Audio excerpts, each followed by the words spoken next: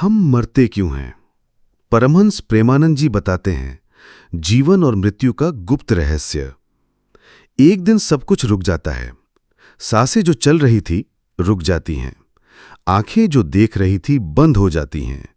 जिस शरीर को हम मैं कहते थे वो मिट्टी हो जाता है। लेकिन क्या यही अंत है? नहीं।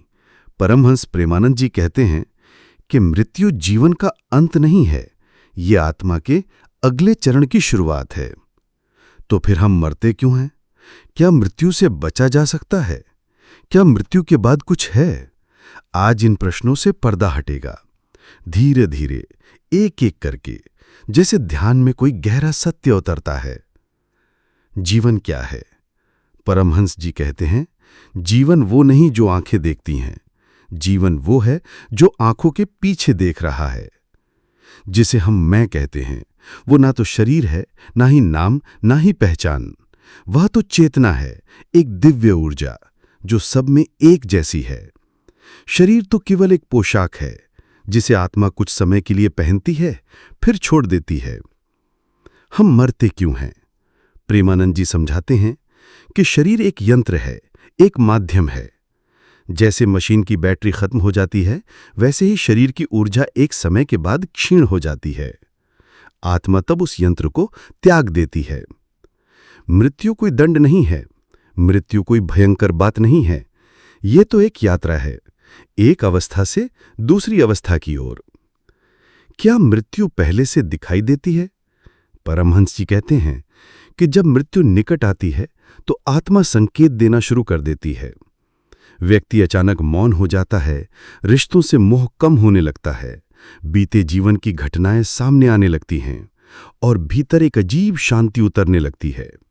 ये सब आत्मा के संकेत हैं कि अब समय आ गया है। परमहंस प्रेमानंद जी आगे कहते हैं कि बेटा, मृत्यु से डरने की कोई बात नहीं है। मृत्यु कोई शत्रु नहीं है, वह तो जीवन की ही एक छाया है। जैसे दिन के बाद रात आती है, वैसे ही जन्म के बाद मृत्यु आती है। लेकिन ध्यान देना, जैसे सूरज कभी नहीं मरता, वैसे ही आत्मा कभी नहीं मरती। जब कोई शरीर को छोड़ता है तो लोग कहते हैं वो चला गया। लेकिन गया कहां? जो गया वो शरीर नहीं था, जो चला गया वो चेतना थी, वो आत्मा थी। और आत्मा कभी मरती नहीं है, वह तो बस एक वस्त्र बदलती है। हम मृत्यु से क्यों डरते हैं? क्योंकि हमने कभी मृत्यु को देखा नहीं। हमें डर है, अनजान का डर। लेकिन जो ध्यान करते हैं, जो अंतर की यात्रा करते हैं, उन्होंने मृत्यु को भी भीतर देखा है। उन्होंने जाना है कि मृत्यु के उस पार भी जीवन है, और वो जीवन कहीं ज्यादा सुंदर, ज्यादा शांत, ज्यादा पवित्र है।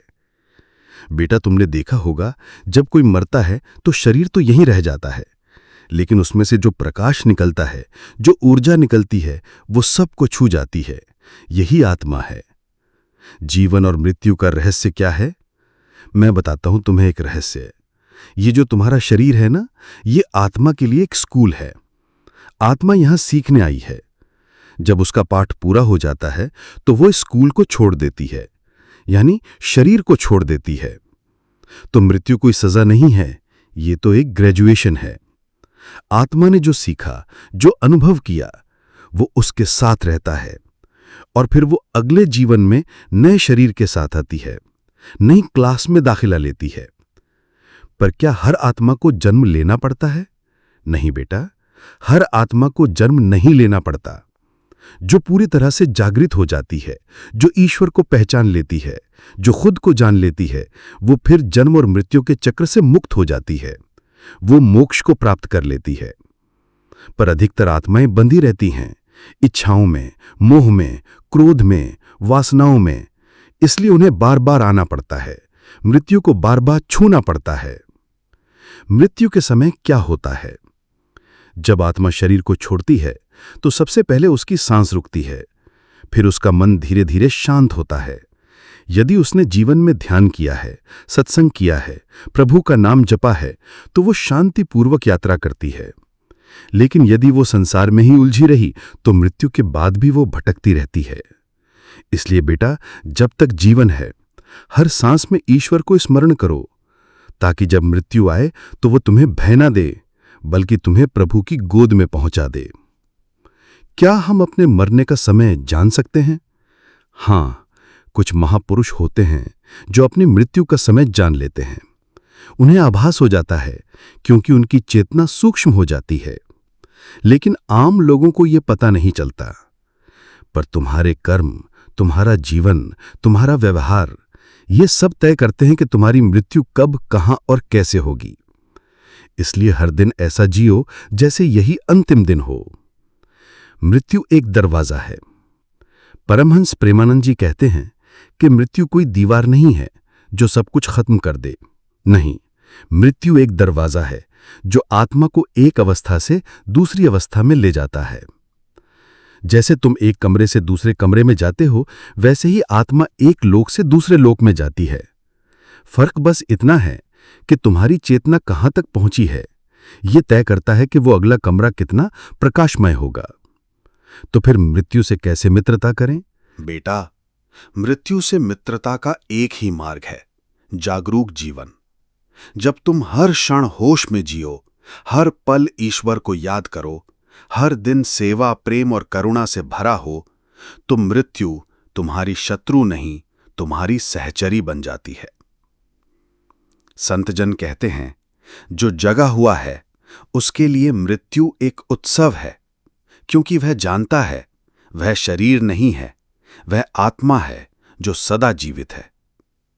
अंत में परमहंस प्रेमानंद जी की यह वाणी गूंजती है, मृत्यु वो नहीं जो तुम सोचते हो, मृत्यु वो है जो तुम्हें जीवन की सच्चाई से मिलवाती है। इसलिए जीवन को जानो, जागो, प्रभु से प्रेम करो, ताकि मृत्यु भी प्रेम बन जाए। अब आपसे एक छोटी सी प्रार्थना।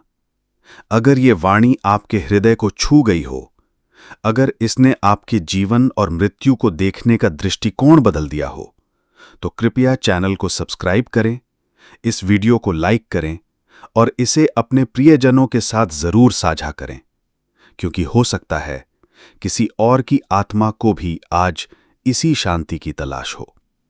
जय गुरुदेव, जय आत्मज्ञान, जय परमहंस प्रेमानंद जी। अगर आप चाहें तो मैं इस स्क्रिप्ट के लिए थंबनेल